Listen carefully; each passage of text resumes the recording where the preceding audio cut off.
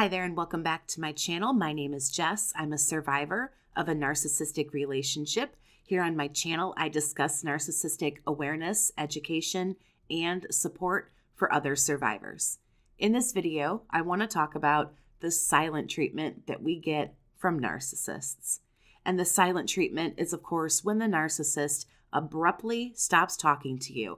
There doesn't seem to be much rhyme or reason. They stop reaching out. They're not texting, they're not calling. Even if you live with this person, they'll walk right past you down the hall without a glance in your direction, without a word being said. Silence makes people extremely uncomfortable. You can tell the person is angry, they're upset about something, and in a lot of cases, most people would rather just hash it out and have the fight with the narcissist over being completely ignored. Just let it out, clear the air, and then we can move on. But being ignored and the silence is so incredibly uncomfortable. And the silent treatment is absolutely meant to manipulate you. Silence is powerful. If you can't talk to them, where does the relationship go? Where does the friendship go? Nothing goes anywhere, right? They begin essentially stonewalling you. You can't get any answers or any understanding, any conversation, and time and the relationship just kind of freezes until they decide that this little hissy fit is over. The silent treatment is also gaslighting.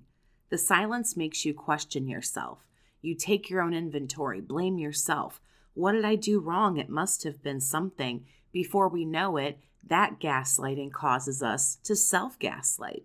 The silent treatment is also, of course, extremely immature. This is a child having a silent little tantrum.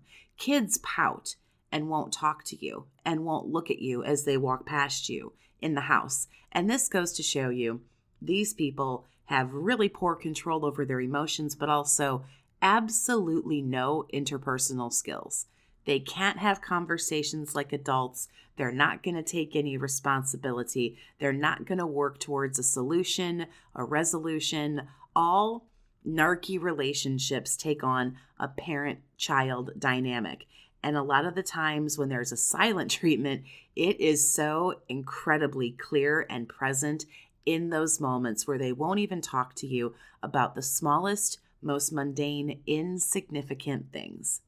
The silent treatment is, as I just said, the lack of ability to deal with emotions. Some of these folks, they lash out, they get mean, cold, cruel, just downright nasty.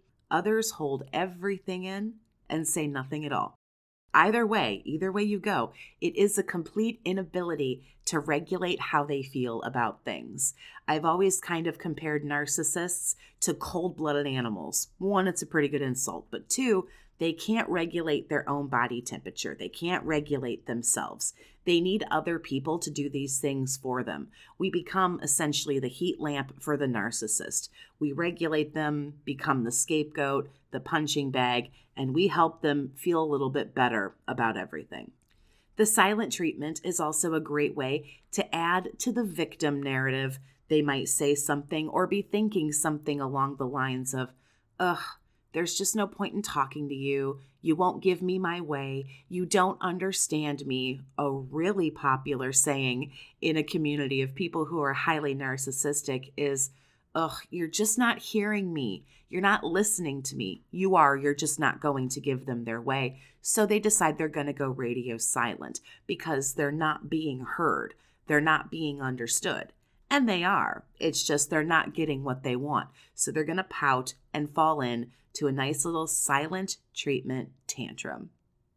If you'd like to talk one-on-one about what you're going through or what you've gone through in a toxic relationship with a narcissist, you can reach out to me by sending an email to bookachatwithjess@gmail.com, where you can set up private one-on-one chats with me.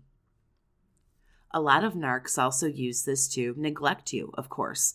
While giving you a silent treatment, they might be ramping up some interactions with other sources of supply, using the time away from you to groom people, to seek out other sources. Maybe at some point they're planning a jump from source to source. This is also used to control you, of course. The covert narcissist will always use this to play the victim, and it's where the silent treatment is the most common with someone who's more covertly narcissistic. The, oh, little woe is me, I'm the victim, I'm the underdog. Well, I'm just going to go over here and be quiet. They also passive-aggressively move through other parties and other people while giving you the silent treatment, dragging other people into this using triangulation, not talking to you, but maybe talking to your kids, parents, other people that the two of you have in common, and making them the really unfortunate messenger and go-between for the two of you. It's really common with narcissists who have kids.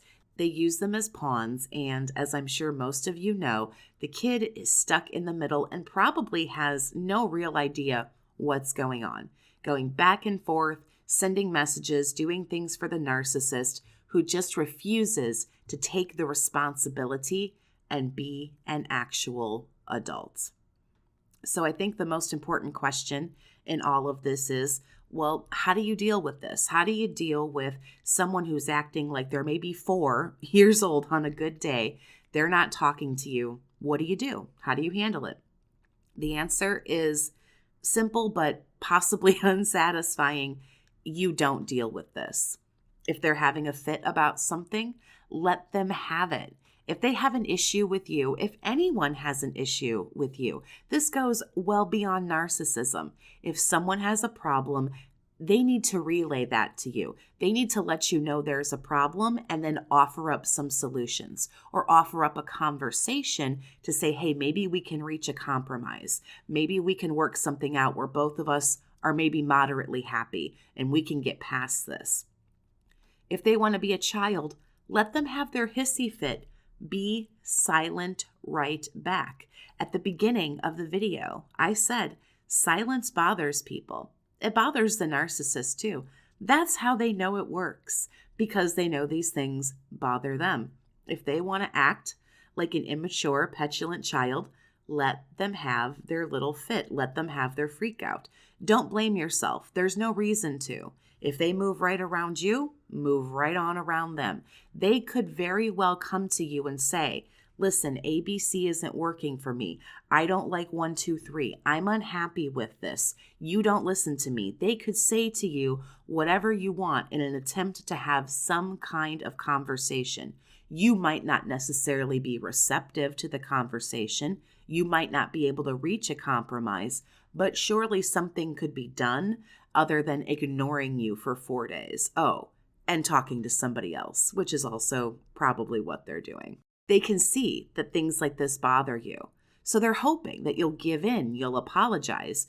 And they do these things because most of the time they work. When someone goes silent, you realize they're upset, so you apologize to hurry up and move on.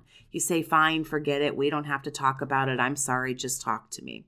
And you can just ignore them right back. Show them what they're doing doesn't work. When they text you after 3 days, go, oh, wow.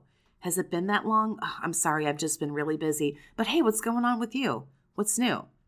Not necessarily a mature ending to a conversation like this, but remember, sometimes you have to fight fire with fire. You want to have the conversations. You want to come to a compromise. You want to be the adult. But when the other person isn't working with you, then sometimes you just have to kind of go down to that level and not allow them to bother you with this silence. Give them that silence right back. Hey, give them some time to work through whatever shitty little phase they're going through. And when they want to come back and use their big boy or big girl, respectively, words, then you will be willing to have that communication. But never, ever let them know that this bothers you. You have other things to do, right, survivor? Work and school and kids and hobbies and all these other things. Let them go have their fit. When they return, then you can have a conversation. So share your experiences with all of these nice little silent treatments down in the comments. Did something work to help you master these little bullshit games that these people like to play? Share that as well. Please like, share the video, subscribe if you haven't. Have a great day, survivor, and take care of yourself.